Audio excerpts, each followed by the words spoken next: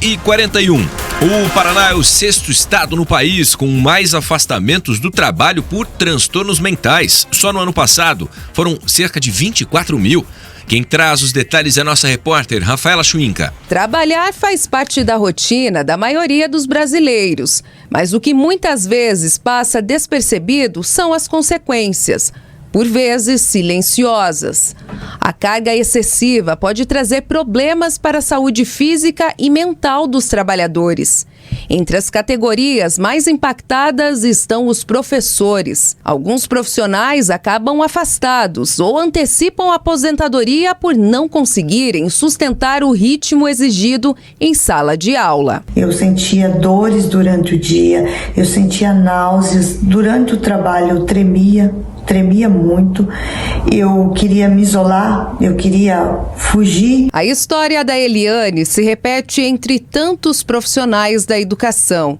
O excesso de responsabilidade, o estresse, a cobrança por resultados, a carga emocional e até a falta de reconhecimento transformam a rotina em diagnósticos cada vez mais comuns. Não é o trabalho em si, não é as relações no ambiente, mas é o sistema que nos impõe. Em um ano no Paraná foram registrados mais de 12 mil afastamentos por depressão e ansiedade. O estado ocupa a 6ª colocação no número de atestados médicos por transtornos mentais. Só em 2024 foram mais de 24 mil afastamentos por saúde mental. São situações, muitas vezes, incapacitantes, que realmente aquela pessoa não consegue mais cumprir a sua demanda, não consegue mais cumprir o seu trabalho e precisa de uma ajuda. Mudei drasticamente o meu modo de pensar, faço o meu trabalho com muita responsabilidade, como era antes, mas cuidando, prezando pela minha saúde, em primeiro lugar. Agora 11h44, ainda na esteira, desse assunto que acabamos de acompanhar. Olha, num contexto de reformas, muitas metas que podem ser consideradas abusivas e jornadas até exaustivas. Muitos direitos trabalhistas têm sido constantemente testados, especialmente em setores como o bancário, onde o adoecimento mental e físico tem crescido. E é nesse cenário que surge a segunda edição do livro Defesa Trabalhista dos Bancários, do advogado e escritor Henrique Lima. Para quem nos acompanha na live, inclusive, estou segurando aqui um exemplar que a nossa edição, aliás, o nosso programa, acabou sendo agraciado para que possamos fazer o sorteio para você, ouvinte, que está participando do nosso Pan News Curitiba e segue conosco, contribuindo com a sua audiência. Olha, esse livro reúne questões essenciais sobre a rotina dos trabalhadores e também a importância da advocacia especializada para a garantia de direitos fundamentais. E eu estou aqui com o advogado e escritor Henrique Lima para poder falar sobre não só o livro, como também esses aspectos do direito trabalhista. Doutor, bom dia, bem-vindo. Bom dia, João. Bom dia a todos que nos ouvem. Obrigado pela oportunidade para falar de um tema tão importante, Bom, vamos lá. Chegamos aqui, inclusive, à segunda edição que está atualizada com essa questão da reforma trabalhista. Reforma trabalhista. Muita coisa mudou? Olha, mudou bastante coisa, principalmente no começo. A gente fala assim que houve um choque tão grande que as ações assim caíram mais ou menos 80% a quantidade de novas ações, porque ficou todo mundo assustado. Os trabalhadores ficaram, meu Deus, se eu entrar com uma ação e perder, vou ter que pagar.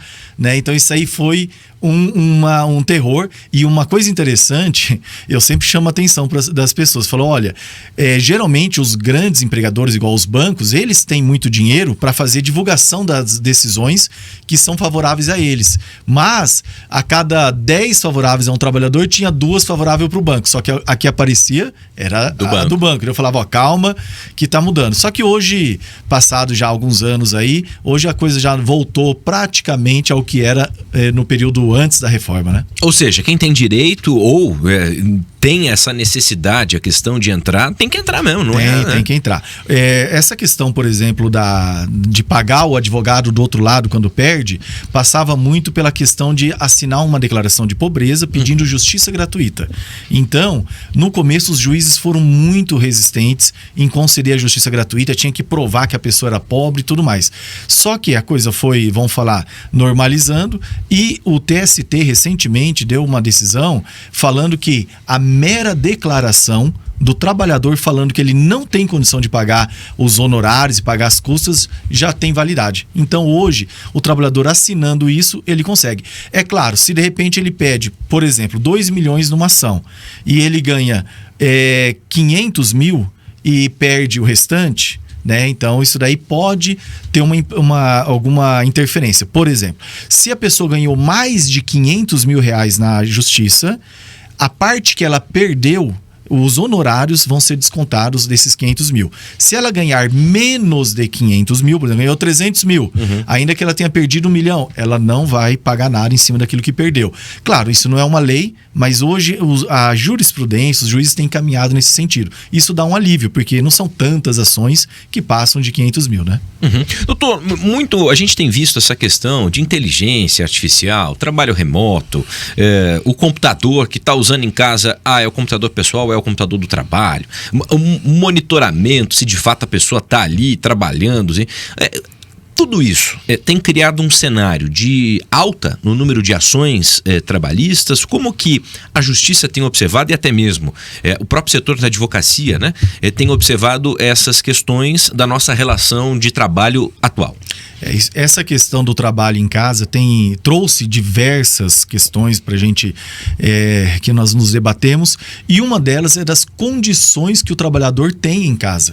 Por quê? É muito barato para o empregador falar, trabalha da sua casa. E no máximo, às vezes, no máximo fornece um computador.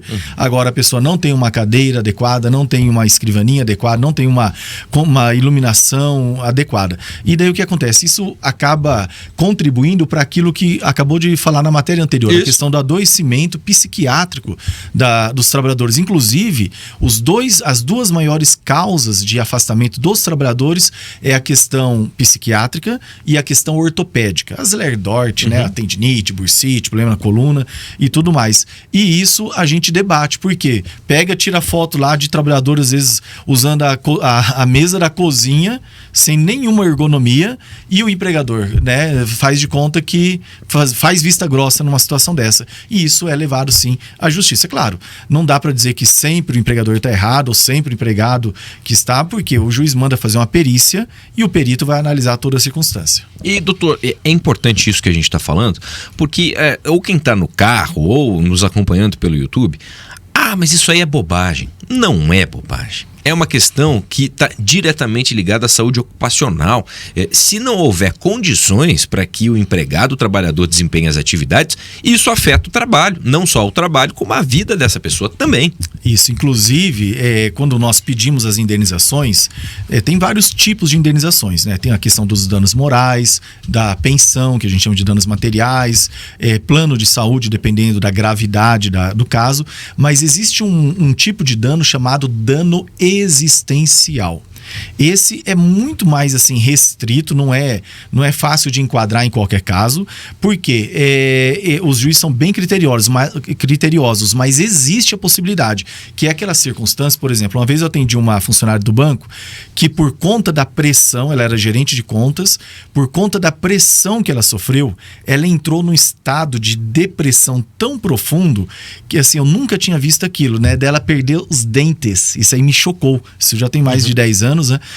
Perdeu os dentes, assim, começou a enfraquecer de modo geral, parou na época a faculdade porque não conseguiu dar continuidade, não conseguia sair de casa, perdeu o casamento, sabe assim, destruiu a vida dela. Ali nós entendemos, olha, aqui é um caso de dano existencial. Por quê? O dano moral é aquela dor, o sofrimento, vamos falar, não dá para falar normal, mas assim, que é mais comum acontecer quando a pessoa é cobrada demais e tal. Agora, ali no caso dela, meio que matou matou ela é uma zumbi, uma vivo morta, né? Porque ela não consegue mais fazer nada na vida dela. Então, essa é uma das hipóteses. E houve uma correspondência? Houve. Ela acabou tendo uma indenização. Os juízes não dão, em alguns casos, o valor que a gente gostaria, né? Que num caso desse, acho que ele tinha que receber, sei lá, pelo menos 1 milhão. Ainda mais eu como advogado dela, eu queria o máximo possível. Mas eu acho que na época deu mais ou menos uns 80 mil, que eu achei muito pouco, tá?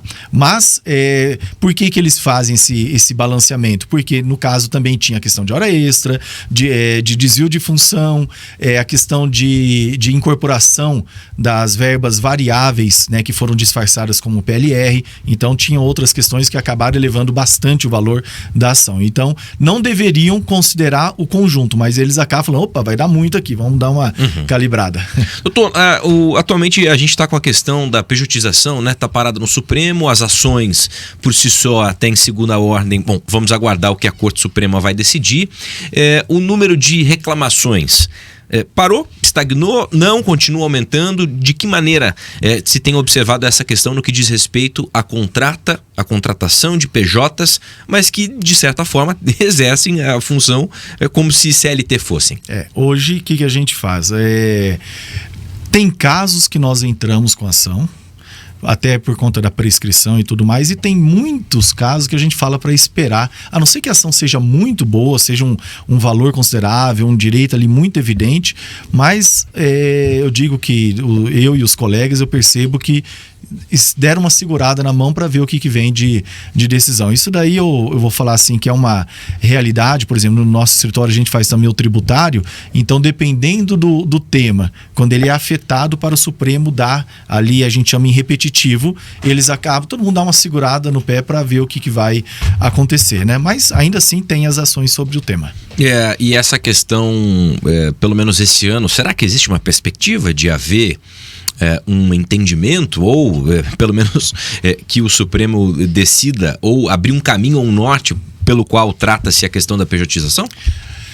Olha, na esperança estamos. Esperança tem. Porque assim, o que eu falo para os clientes? Quando eles perguntam, doutor, tá concluso lá, né? Tá na sala do juiz, quando que julga? Eu falo, olha, pode julgar hoje ou daqui tanto tempo, daqui 1 ano, 2 anos, porque tá na fila, né? Eu ouvi alguma coisa falando em outubro, mas assim, a gente sabe que qualquer mudança eles tiram de pauta, jogam para outro ano. Então, às vezes algum ministro aposenta, acontece alguma coisa, acaba interferindo. Mas vamos aguardar, né? Não vamos criar expectativa. Uma das coisas que eu falo da justiça, sabe, João? É assim, falo, olha, a coisa mais difícil para você pedir para um advogado que atua, né? Igual nós temos, hoje eu tenho 97 pessoas no escritório, uma equipe grande, perguntar quanto tempo demora. Nossa, isso daí, porque não está nas nossas mãos, né? Então, assim, eu costumo brincar assim, olha, as ações demoram de 2 a 10 anos. Então, não sei, é muito genérico, né? Doutor, falamos um pouco sobre bancários, mas não que necessariamente só nessa relação de trabalho, ou nessa função, isso se aplique. Questão de metas abusivas, assédio moral, né? São realidade para muitos empregos e nessa relação em muitas empresas. Como que o direito tem respondido também a esses casos e a própria justiça também, como eu consigo provar ou comprovar, né, para essa questão? Olha, essa, por incrível que pareça, é uma das queixas que os bancários, os trabalhadores de modo geral mais trazem quando vem para consulta com o advogado. Por quê? Eles chegam lá de paciência, já sem paciência, estressados por conta disso. O que a justiça entende é assim, que o patrão, o empregador, ele tem o direito de cobrar o cumprimento de metas. Agora, existe a questão do abuso, né, do excesso. Por exemplo, uma vez eu fiz um caso de um cliente que eu lembro que ficou muito claro que a cada 2 ou 3 meses, eles meio que dobravam a meta dele. Ele conseguiu o ritmo ali, vamos falar, por uns 8 meses, só que chegou uma hora que falou, Henrique, era impossível. Inatingível. Era inatingível, só que assim, eles não olham e falam, olha, muito bom, vamos manter isso. Não, queremos mais, queremos mais. E é muito fácil pro chefe falar isso, mas na prática o empregado sabe o que ele fez para conseguir. Então, assim, nesse caso dele, eu lembro que conseguiu, até fizeram um acordo bom, porque afetou o psicológico dele, entrou numa situação de síndrome do pânico, ele teve umas dificuldades. Mas uma coisa que eu tenho que deixar bem claro é que De modo geral, a justiça entende que o empregador pode cobrar a meta. Agora, o que tem que verificar é o abuso. Inclusive, no direito, não só direito do trabalho, mas direito de modo geral, existe uma figura do abuso de direito. Por exemplo, você tem direito a alguma coisa, beleza, mas você não pode exercer ele de maneira abusiva, que é a questão da meta e dessas cobranças. É muito bacana. Doutor, nosso tempo tá acabando. Para a gente encerrar aqui, pergunto pro senhor. Hoje, né, quem está ou vislumbra uma relação que não seja uma relação saudável, o que fazer? Olha. Segue firme, aguentando, esperando que um dia tudo vá se resolver, procura um advogado, já orientação, como estabelecer ou que dica o senhor traz? Olha, a dica que eu trago é algo que as pessoas têm feito, assim, eu acho bem interessante, que, assim, tem gente que fala, isso é trairagem com a empresa. Não, é uma questão de uma cautela. Por quê? Direitos, as pessoas têm muitos direitos, elas têm muita coisa que está ali garantida na lei. Agora, a grande questão que a gente debate na justiça é como provar aquele direito. E depois que a pessoa recebe o comunicado para passar no RH, quando ela volta, ou às vezes até quando ela recebe o comunicado, ela já perdeu todo o acesso a e-mails, a sistema, e ela não consegue mais fazer prova.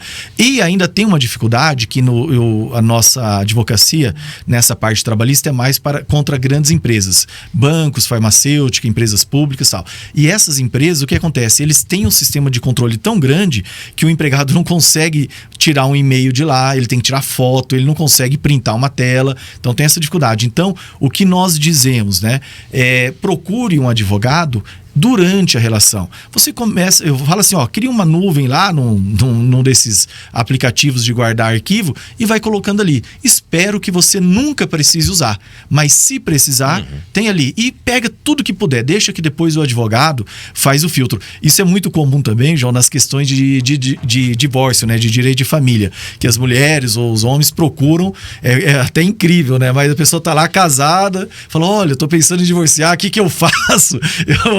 Eu acho interessante, a gente orienta, né, as pessoas como se precaver, mas é uma cultura e é importante, né, as pessoas saberem disso.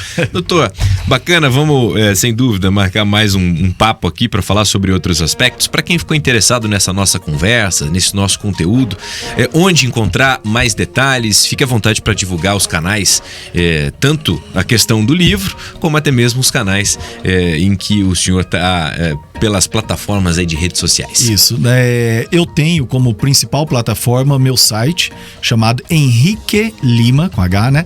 henriquelima.com.br. Ali eu tenho bastante conteúdo sobre direito do trabalho, previdência, consumidor, servidores públicos. Eu tenho outros 7 livros que eu já publiquei também. Então ali a pessoa pode comprar também o livro, então ela consegue. E o meu Instagram, né? Henrique Lima ADV, que daí consegue me acessar aí todo dia. Hoje, inclusive, eu postei conteúdo. Tá aí. Quero agradecer ao advogado e escritor, doutor Henrique Lima, conversando conosco sobre essa questão dos direitos trabalhistas, né? Ainda mais depois da reforma, como, inclusive, estabelecer relações, provas e tudo mais. Doutor, obrigado pelo papo. Eu que agradeço e até a próxima. Isso aí, sempre à disposição. E você que tá com a gente no rádio, pode mandar mensagem em 419-8418-1071. O doutor deixou aqui um exemplar, né, do livro Defesa Trabalhista dos Bancários. Você ficou interessado? Esse assunto, esse tema te interessa? Então manda mensagem que a gente vai fazer esse livro chegar até você. Obrigado, doutor. Agora é meio